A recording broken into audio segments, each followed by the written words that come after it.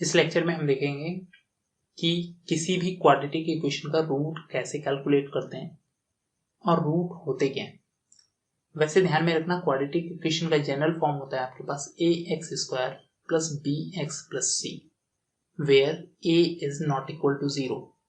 ठीक है, अब सपोज अगर a 0 हो जाता है तो ये वाला टर्म रहेगा ही नहीं। अगर ये टर्म नहीं रहेगा तो इस टर्म के बिना पे ये क्या बन जाएगा, आपका एक लीनियर इक्वेशन। तो क्वाड्रेटिक इक्वेशन के लिए a का होना मस्ट है। ठीक है, इस जनरल में बाकी b 0 हो जाए, c 0 हो जाए, डजंट मैटर, लेकिन a 0 नहीं होना चाहिए। यहाँ पे क्लियर होगी ये चीजें।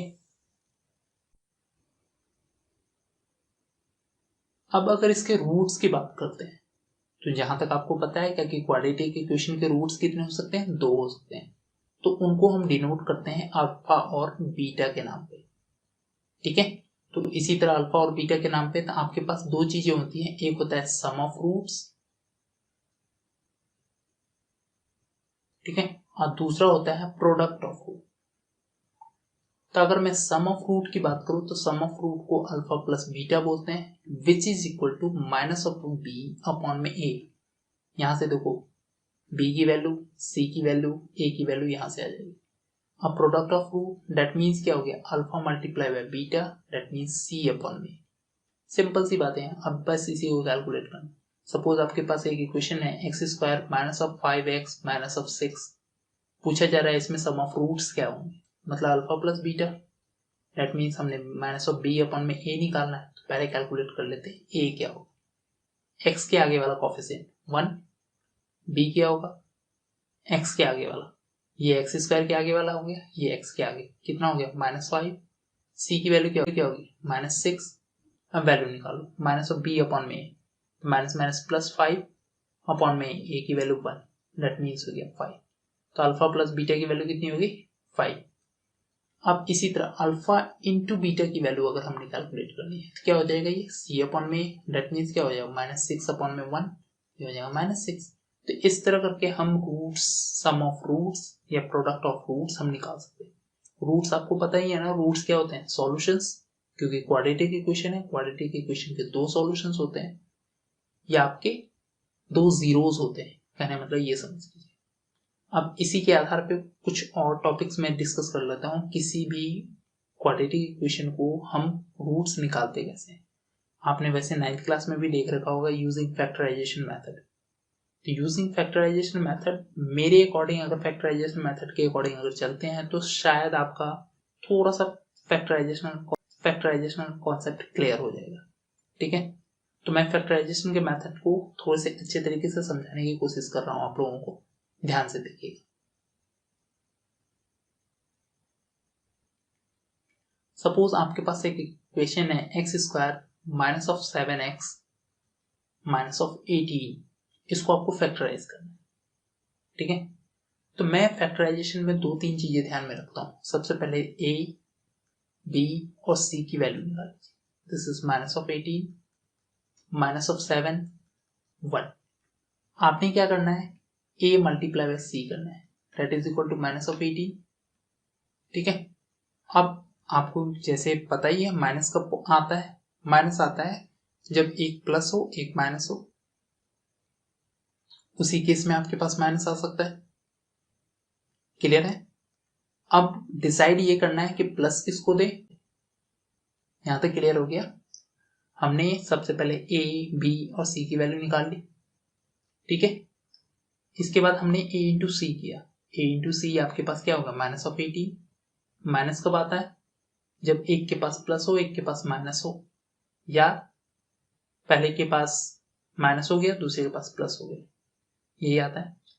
अब बात क्या होती है कि आखिर हमने प्लस किसको देना है और माइनस किसको देना है, ये कौन डिसाइड करेगा, ये डिसाइड करेगा आपका बी का साइन देखो क्या है माइनस, मतलब बिगर क्वांटिटी के साथ माइनस आना है। इतनी बातें क्लियर हो गई। अब इसे ब्रेक करो, फैक्टराइज करो। 1 इंटू 18 होता है, 2 इंटू 9 18 होता है, 3 इंटू 6 18 होता है, और फिर से ये रिपीट होना शुरू हो जाएगा, मतलब इसी का जस्ट अपोजिट। तो आपने क्या करना है, बिगर क्वांटिटी के साथ माइनस देना है और स्मॉलर क्वांटिटी के साथ प्लस देना है। अब ये माइनस प्लस आया कहाँ से था, डिसाइड कहाँ से किए थे, क्योंकि यहाँ पे माइनस आ रहा था, और माइनस कब पॉसिबल होता है, जब आपके पास एक प्लस और एक माइनस हो, मतलब मल्टीप्लाई करने पे। अब सबको ऐड करके देखो, this is -17, this is -7, this is -3, clear हो गया। तो -7 चाहिए ना मुझे, बस इक्वेशन में पुट कर दो, जैसा था वैसा ही लिख दिया और इसके साथ x लगा दिया और कुछ नहीं किया। अब इसमें से कॉमन निकालते हैं, x कॉमन निकाला, x + 2 -9 कॉमन निकाला, x + 2, ये हो गया आपका x - 9 और x + 2 इक्वल टू कितना हो गया 0, क्योंकि रूट्स निकालने होते हैं तो या तो ये 0 के इक्वल होगा या तो ये, तो x - 9 इक्वल टू 0, तो x की वैल्यू कितनी होगी 9, यहाँ पे x + 2 equal to 0, so x की वैल्यू कितनी होगी -2, तो आपके पास दो रूट्स निकल गए, क्लियर हो गया। अब एक बार पॉजिटिव वाला करते हैं, सपोज मेरे पास x² है, -7x है, +12, फिर से a b c निकाला हमने, a की वैल्यू 1, b की वैल्यू -7, c की वैल्यू 12, तो a इंटू c कितना हो गया 12, पॉजिटिव है, पॉजिटिव कब आता है, या तो दोनों के पास माइनस हो या तो दोनों के पास प्लस हो। अब ये डिसाइड कौन करेगा किसके साथ प्लस जाना चाहिए किसके साथ माइनस, मिडिल टर्म, b की वैल्यू क्या है माइनस में, अगर दोनों प्लस होगा तो माइनस पॉसिबल होगा ही नहीं, तो हम क्या करेंगे माइनस कंसिडर, क्योंकि दोनों माइनस है तो बड़े और छोटे का कोई मतलब ही नहीं बनता। 1 × 12, 2 × 6, 3 × 4, दोनों के साथ माइनस चाहिए। आफ्टर एडिशन क्या बनना चाहिए 7, तो आफ्टर एडिशन 7 यही दे सकता है, बस इसे पुट कर देंगे, x² -3x -4x +12, कर लो कैलकुलेट, x कॉमन निकाला है, x -3 बन गया, -4 लिया तो x -3 बन गया, ये बन गया आपका x -3 और x -4, तो दो रूट्स निकले 3 और 4, this is the answer. Roots निकालना समझ में आ गया, क्लियर है। अब हम चलते हैं एक्सरसाइज पे।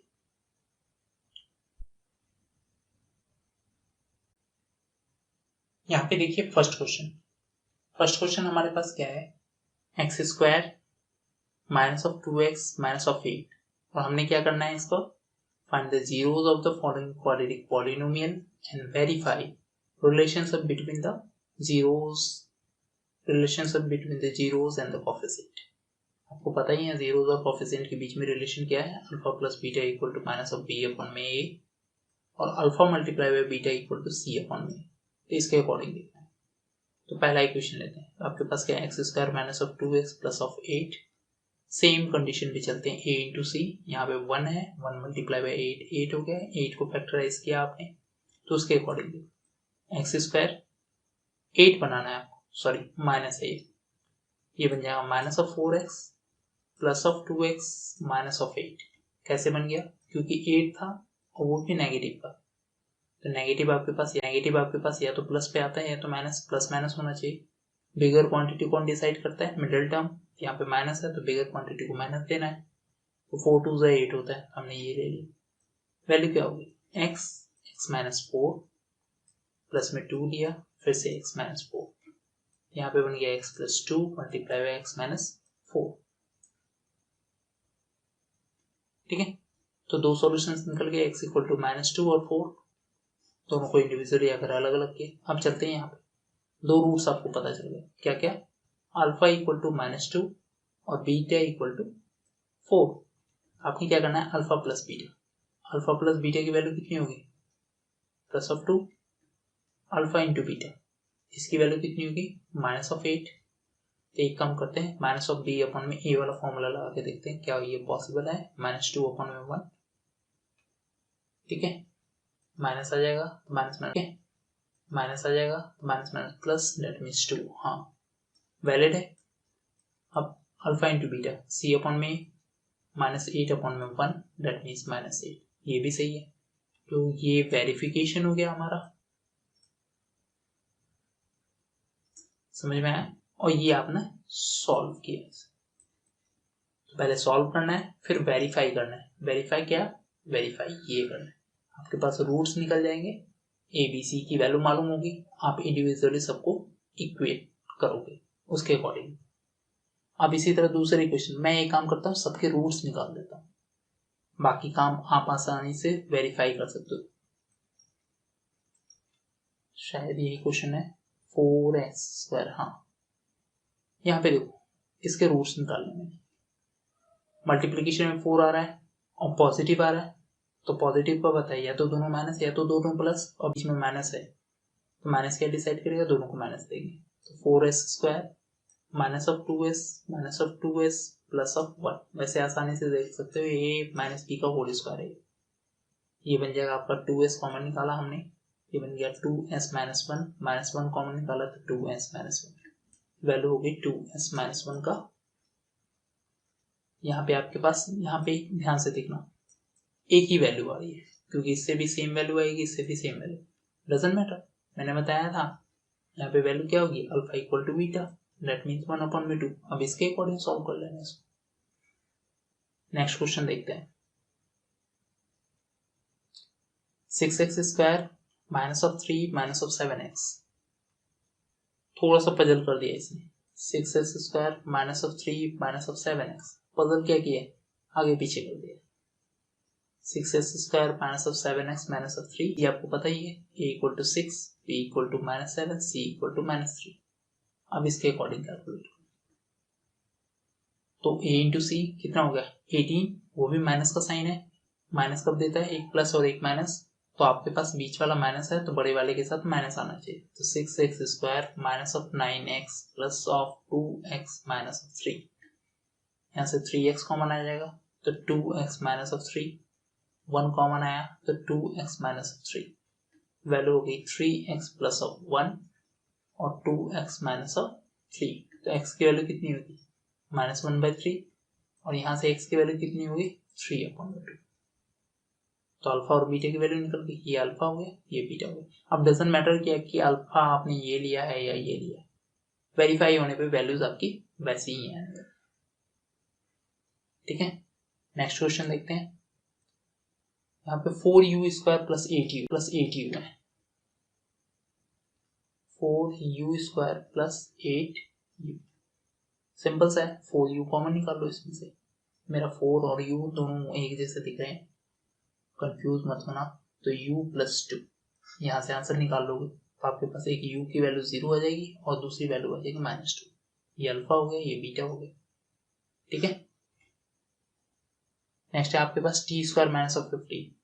अब देखो क्या इसमें कैसे प्रॉब्लम क्रिएट होगा, ये देखो एक फॉर्म बन रहा है आपके पास a² माइनस b² का, उसके अकॉर्डिंग चल लो तो t² माइनस √15 का होल स्क्वायर, इसे आप बना सकते हो t minus √15 multiply t plus √15, तो दो रूट्स निकल गए आपके पास, अल्फा की वैल्यू हो जाएगी √15 और बीटा की वैल्यू हो जाएगी माइनस ऑफ √15, क्लियर होगी चीजें।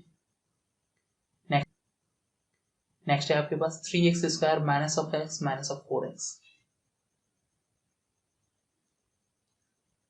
3x² minus of x minus of 4, ठीक है। इसमें 4 3 12, तो 3x² minus of 4 plus of 3x minus of 4,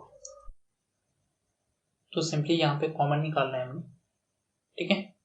x common निकल जाएगा, ये बन जाएगा आपका 3x माइनस 4, यहाँ पे 1 कॉमन निकलना है 3x माइनस 4, दोनों को हमने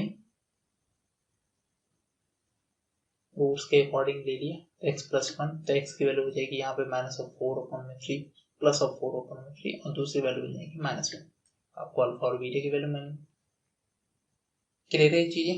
अब इसके अकॉर्डिंग वेरिफिकेशन आपको पता ही है, वेरिफिकेशन कैसे करना है, वेरिफिकेशन के अकॉर्डिंग आप वेरिफिकेशन कर लेना alpha plus beta minus b/a, और दूसरा था अल्फा इंटू बीटा, वो आपका था c/a।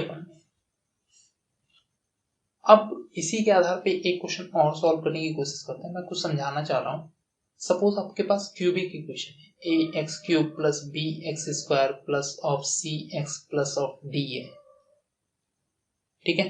तो इसके आधार पे अगर मैं बोलूंगा कि इसके आधार पे अगर मैं सम ऑफ रूट्स, तो 3 रूट्स होंगे, alpha plus beta plus gamma, ठीक है, अगर निकालना है तो ये क्या हो जाएगा, ये हो जाएगा आपका माइनस ऑफ बी अपॉन में ए।